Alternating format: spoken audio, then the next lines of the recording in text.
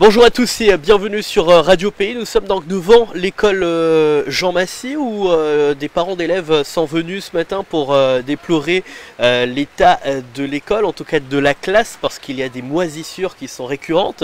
Donc on a Christelle et Jeanne qui vont nous parler, nous donner leur témoignage. Vous avez d'autres parents d'élèves qui sont là derrière notamment. Alors on va commencer avec Christelle. Bonjour Christelle. Bonjour. Merci d'être en direct avec nous sur Radio Pays. Que se passe-t-il concrètement donc, dans la classe de votre enfant? Écoutez, nous on est là pour pousser un coup de gueule parce que l'état de la classe de mon fils est déplorable. Donc on parle de moisissures, on parle d'eau. Donc là avec les inondations que nous avons eues, enfin les pluies que nous avons eues, beaucoup d'inondations, du coup l'eau qui s'infiltre dans les classes. La moisissure, le matériel déplorable, du matériel cassé, les portes qui se dégradent, qui tombent sur, du coup, pour mon fils en tout cas, un morceau de porte est tombé sur son pied. Bon, il n'a pas été blessé ou quoi que ce soit, mais c'est vraiment un coup de gueule pour dénoncer l'état de sa classe. Est-ce que ça fait longtemps que cette situation est récurrente? Ça fait longtemps parce que même mon fils me l'a dit. Il me l'a dit, maman, il faut aller voir la mairie de Cayenne, maman. J'ai dit, mais pourquoi faire? Et il me dit, l'état de ma classe, pour l'état de ma classe, la classe n'est pas en bon état.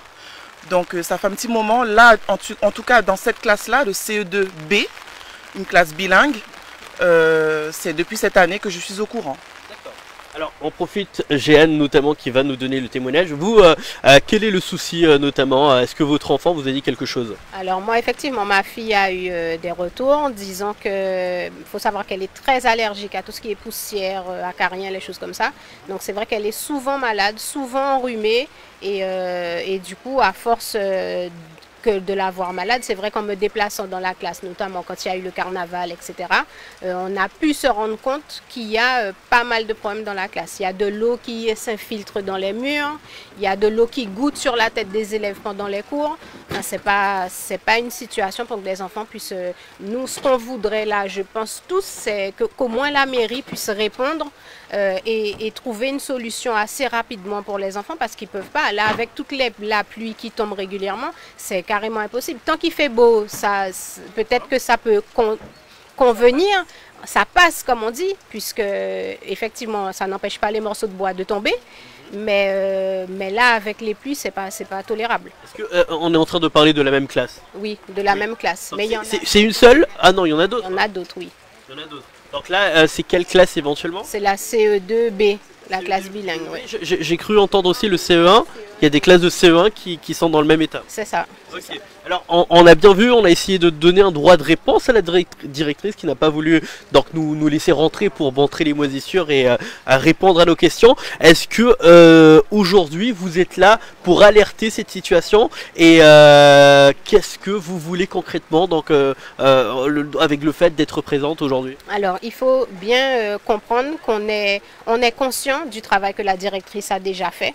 Et c'est pour ça qu'on veut passer au-dessus de ça et faire en sorte que la mairie puisse donner un retour, au moins répondre, au moins faire quelque chose. Comme on dit ici, boucher les yeux des parents un petit peu pour montrer qu'il y a quelque chose qui est en train de se faire. Mais là, ça fait déjà 2 ans qu'ils sont en train de se battre à l'intérieur sans que les parents s'en mêlent. On a déjà fait des mails à la mairie, il y a déjà des courriers qui ont été faits et rien ne se fait. Donc, donc vous êtes venu juste pour montrer que vous êtes là, vous avez fait appel aux médias, tout de suite après vous allez partir, vous allez rester un moment ici en attendant avoir des réponses? J'aurais quand même essayé de voir la directrice, ça serait bien, c'est parce qu'elle nous a envoyé un mail ce matin pour nous convier à une réunion cet après-midi, spécialement les gens de cette classe. Mais voilà quoi, là on est tous là, autant faire le nécessaire maintenant, si c'est possible. D'accord, ok. Donc les personnes qui sont là, c'est également classe de CE2, classe de CE1, hein, c'est bien cela. Ok, donc c'est un problème récurrent, on comprend, hein, de plusieurs classes.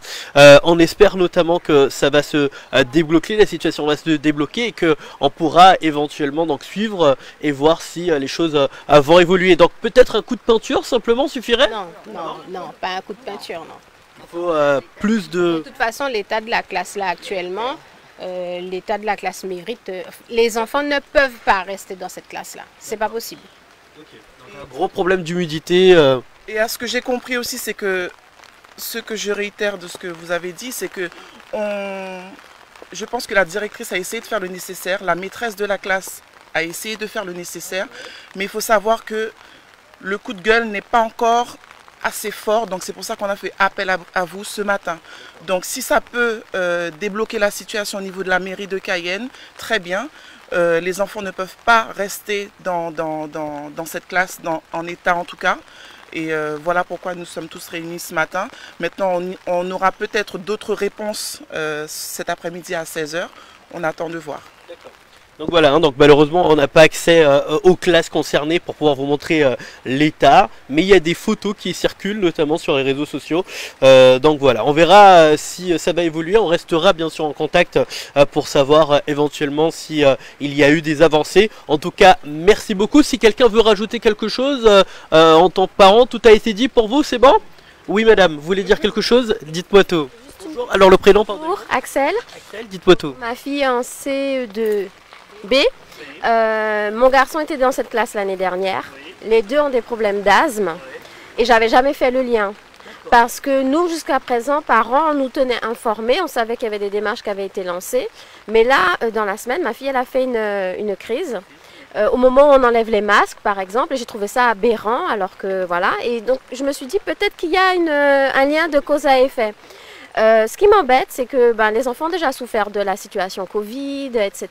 Là, on commence à reprendre une vie normale et c'est embêtant que la maîtresse puisse, par exemple, faire valoir son droit de retrait parce qu'elle exerce sa profession dans des conditions, ce qu'on dirait, insalubres. Donc voilà, on est tous réunis pour qu'aujourd'hui, ça bouge. Il y a des solutions, on ne va pas refaire le bâtiment là aujourd'hui, mais il y a des solutions qui peuvent être prises rapidement. Merci beaucoup. Merci à vous.